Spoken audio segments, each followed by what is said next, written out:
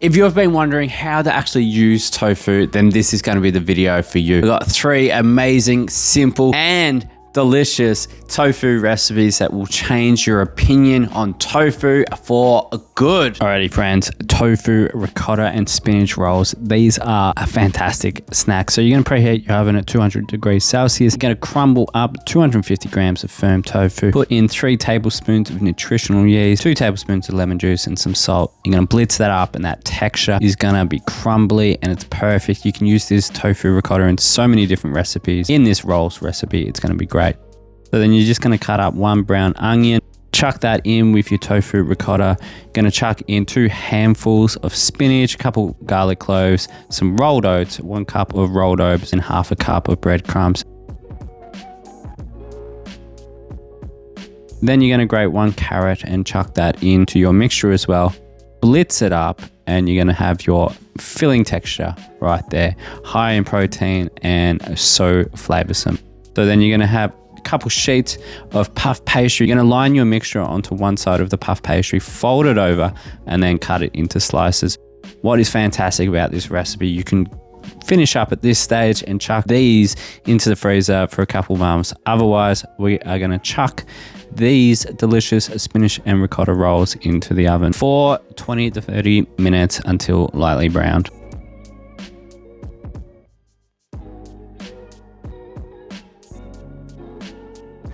So the recipe for that tofu ricotta is fantastic and works so well in those rolls. Honestly, one of my favorite savory snacks, which are high protein and super delicious. That tofu ricotta, you can just make yourself and use that ricotta in so many different recipes. It is such a versatile recipe that can be used in so many different ways. It is probably one of my favorite snacks. It is, as you saw, really super easy to whip up in no time at all. And what is fantastic with that recipe for those tofu ricotta rolls is that you can freeze them as well, so they will last in the freezer for a couple months. So having access to a high protein snack like that is really super convenient. Anyway friends, moving into this next recipe using silken tofu. So silken tofu has a smoother texture but can be used in a variety of ways. It is fantastic in sauces.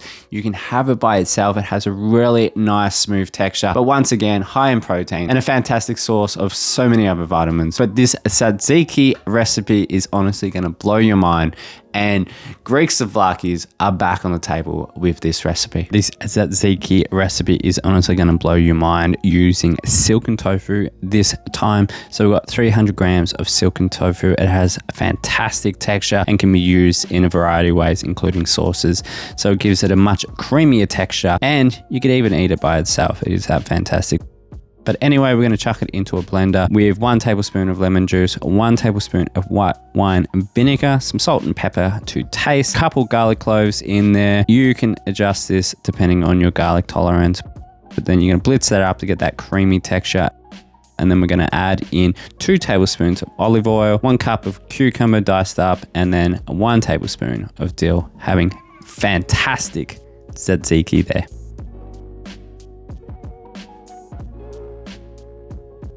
So this tofu katsu curry is a fantastic, really wholesome, delicious, flavorsome meal that you're going to love. So just cutting up 1 brown onion and 2 carrots that we're going to slice. We're going to just pan fry that initially with 3 garlic cloves as well, minced up. And then we're just going to add in our spices of 1 teaspoon of ginger powder, 1 tablespoon of curry powder, 1/4 teaspoon of turmeric powder, 1/2 teaspoon of garam masala, and then we're just going to stir that around until it is fragrant. Then we're going to have our little sauce mixture of 1 tablespoon of maple syrup, 2 tablespoons of soy sauce, and 1 tablespoon of tomato paste. From there, we're just going to add in 2 cups of vegetable stock and stir that until the carrots are softened. Moving on to the tofu, you're going to slice up 450 grams of your firm tofu. I find chucking it into a container with the corn flour makes such an easy way to coat it. So then we're also going to have some soy milk and then also some breadcrumbs as well. And then chucking it into a shallow fry into your pan as well. With the sauce, we're just going to blend up the ingredients from the fry pan to get a nice smooth texture. The color is so beautiful and the flavors are fantastic. Put that back on the pan, the heat up, chuck in some green peas if you like, but the texture and flavors of this katsu sauce are unreal. And the tofu turns out nice and crispy and flavorsome, chucking it on a bed of rice with the katsu sauce. So there we go, friends. 3 amazing recipes. You can check out the recipes down in the description. Save them and make them for yourself at a later date. And I'm sure you're gonna honestly love all 3 of these amazing tofu recipes. Be sure to let me know which of these tofu recipes are your favorite, but I'm sure you're gonna love all 3 of them anyway. Anyway, friends, I really hope you find this video insightful, and it really does change the way you look at tofu moving forward. Tofu is an amazing protein source, has all essential amino acids, provides fats, it has carbs. It is really a fantastic ingredient that vegans should implement into their routine. If you're not vegan, you should really just implement tofu into your regular routine as well. But anyway, friends, if you enjoyed this video, I highly recommend checking out 3 ways to use chickpeas. This is another fantastic video that I'm sure you're gonna love. But anyway, friends, until next time, I will catch you very, very soon.